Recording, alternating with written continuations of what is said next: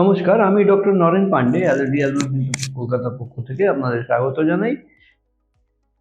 দেখবেন প্রচুর মানুষের গ্যাস অম্বল সারা বছর লেগেই থাকে, তার কিছু সুরাহা হয় না। এবার ওষুধ দোকানে যদি আমরা একটা ডেটা বা সার্ভে যদি করি, বা ওষুধ দোকানে কিছুক্ষণ দাঁড়িয়ে থাকবেন, দেখবেন 10 লোকের মধ্যে 3জন লোক দাঁড়িয়ে আছে র্যান্ট্যাক, জিনট্যাক, প্যান-ডি, প্যান-40 এইসব কেনার জন্য, এই ডিফারেন্ট পিপিআই বা অ্যান্টি গ্যাস মেডিকেশন বা অ্যান্টাসিড নেওয়ার জন্য। আর সারা বছরই কম বেশি এগুলো খেতেই থাকে, কিন্তু সেই সলিউশন হয় না। এটা নিয়ে আমরা আজকে আলোচনা, অ্যালার্জির দিক কোনটা এই ক্ষেত্রে, সেটা নিয়ে আজকে আমরা আলোচনা করতে চলেছি। আপনারা যারা নতুন দর্শক এসেছেন, ওনাদের স্বাগত জানাই। আমি doctor Naren Pandey, allergy advance centre কলকাতার পক্ষ থেকে। আর আপনাদের অনুরোধ করব লাইক, সাবস্ক্রাইব, কমেন্ট, শেয়ার করে যেতে। পূর্ণ দর্শক যারা লাইক, সাবস্ক্রাইব, কমেন্ট, শেয়ার করছেন, ওনাদের অশেষ ধন্যবাদ। এবং এখনো যদি না সাবস্ক্রাইব করে থাকেন তাহলে সাবস্ক্রাইব করে যাবেন। আমরা কলকাতায় শিয়ালদা স্টেশনের পাশে 5 মিনিটের হাঁটা পথ, মৌলালী মাজার, মাজারের বাঁ দিকে যে রাস্তা বেরোচ্ছে ওটায় প্রবেশ করে একটা বাড়ি ছেড়ে দ্বিতীয় বাড়িতে আমরা অবস্থিত। আমাদের এখানে পরিষেবা নেওয়ার জন্য আগাম 500 টাকা জমা করতে হয়, যার জন্য আপনারা যোগাযোগ করে নিতে পারেন নিচে দেওয়া নাম্বার 7278034776। তো মূল আলোচনায় আসি। এই যে গ্যাস অম্বল রেগুলার হয়ে যাওয়া কিন্তু কোনো সুরাহা হচ্ছে না, যে পিপিআই বা প্রোটন পাম্প ইনহিবিটর যে ওষুধটা, যেরকম প্যান, ওমেজ, এই এই জাতীয় ওষুধগুলো, র্যান্ট্যাক, জিনট্যাক, যে H2 ব্লকার্স, এই ওষুধগুলো যে আমরা নিই, গ্যাসের ওষুধ কম বেশি মানুষ সারা বছর, আমি প্যান্ডি তো রোজই একটা খাই রেগুলার, কিন্তু এটা গাইডলাইন্সে নেই। গাইডলাইন্সের নিয়ম হচ্ছে যদি পিপিআই বা H2 ব্লকার কিছু গ্যাস অম্বলের জন্য দেওয়া হয়, তার একটা নির্দিষ্ট কাল আছে, 60 ডেজ কি 45 ডেজ, তার ঊর্ধ্বে নেওয়া উচিত নয়, একদমই নয়। কিন্তু মানুষ একটা হ্যাবিট বানিয়ে ফেলেছেন, কারণ এই এই সমস্যাটা রেগুলার হয়েই থাকছে। ফোকাস করছি আমরা গ্যাস্ট্রোইন্টেস্টিনাল সিস্টেমের উপরে।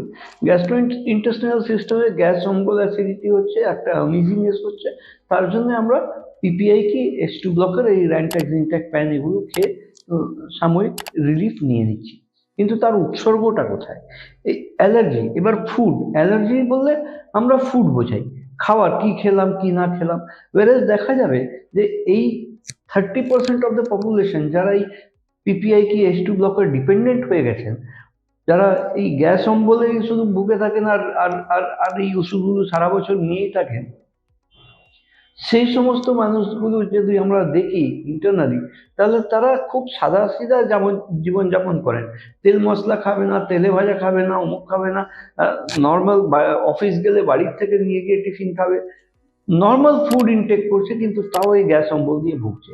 অ্যালার্জি একটা মূল কারণ হতে পারে, কারণ অ্যালার্জি শুধু ফুড দেখলে হয় না, অ্যালার্জি হয় রেসপিরেটরি ট্র্যাক্ট থেকে, আমাদের শরীরে অ্যালার্জেন ইনটেক ভেতরে প্রবেশ করে শরীরে। যেরকম আমাদের রেসপিরেটরি ট্র্যাক্টে গিয়ে allergy different type of irritation করে, ঠিক সেই ইরিটেশনটাই গ্যাস্ট্রোইন্টেস্টিনাল সিস্টেমের মধ্যেও করে এই গ্যাস অম্বল এই সমস্ত উৎসর্গ পাতায়। সেটা যদি আমরা অ্যালার্জি পরীক্ষা চামড়ার উপরে করে চিনতে পারি যে কোন কোন জিনিস থেকে কত পরিমাণে অ্যালার্জি হচ্ছে, তাহলে আমরা তার একটা সুরাহা সলিউশন করতে পারি। সেই সলিউশন হলো modified skin prick test allergy পরীক্ষা। Modified skin prick test allergy পরীক্ষা করে চিহ্নিত করা কোন কোন জিনিস থেকে হচ্ছে, তার বিরুদ্ধে স্পেসিফিক ভ্যাকসিন দিয়ে দেওয়া, তার বিরুদ্ধে স্লিট সাবলিঙ্গুয়াল ইমিউনোথেরাপি ভ্যাকসিন দেওয়া। সেই স্লিট সাবলিঙ্গুয়াল ইমিউনোথেরাপি ভ্যাকসিন 2-3 মাস চলার পর থেকেই কিন্তু দেখা যাবে এই গ্যাস অম্বলের প্রবণতাটা অনেকটাই কমে গেছে। আমাদের এখানে এই মডিফাইড স্কিন প্রিক টেস্ট পরীক্ষা করতে গিয়ে চার্জেস 2500 টাকা, কনসালটেশন ফি 1000 টাকা, আর ইমিউনোথেরাপি ভ্যাকসিন 1 বছরের কোর্সের ওরাল ড্রপটা 8000 টাকা খরচ পড়ে। এই অ্যালার্জি পরীক্ষা আমাদের এখানে 144 ধরনের অ্যালার্জেনের পরীক্ষা হয়, যার চার্জেস 2500 টাকা আছে, পরামর্শ শুল্ক 1000 টাকা আছে, আর ভ্যাকসিন যার কথা বলছি, 1 বছরের কোর্সের ড্রপের চার্জেস হচ্ছে 8,000 টাকা। এইরকম করেছে। হ্যাঁ, আর একটা ইম্পর্টেন্ট কথা, একবার ইমিউনোথেরাপি ভ্যাকসিন 1 বছর নিয়ে কিন্তু সেটা কমপ্লিট নয়। ভ্যাকসিন, যে কোনো ভ্যাকসিন হয়, সেটা has to be followed with the booster doses. তো এর বুস্টার ডোজ আগাম আরও 4 বছর কন্টিনিউ করতে হয়, তাহলে একটা পার্মানেন্ট লাইফ লং সলিউশন পাওয়ার সম্ভাবনা আছে। এইরকম পরিষেবা যদি নেওয়ার প্রয়োজন থাকে, তাহলে নিচে দেওয়া নাম্বার 7278034776 ফোন করে যোগাযোগ করে আগাম 500 টাকা পাঠিয়ে নন রিফান্ডেবল আপনারা এই অ্যাপয়েন্টমেন্ট নিয়ে এসে এই পরিষেবা নিতে পারেন। আজকের মতন এখানেই শেষ করলাম। আপনারা ভালো থাকুন, সুস্থ থাকুন। আমি doctor Naren Pandey, allergy asthma centre, কলকাতার পক্ষ থেকে।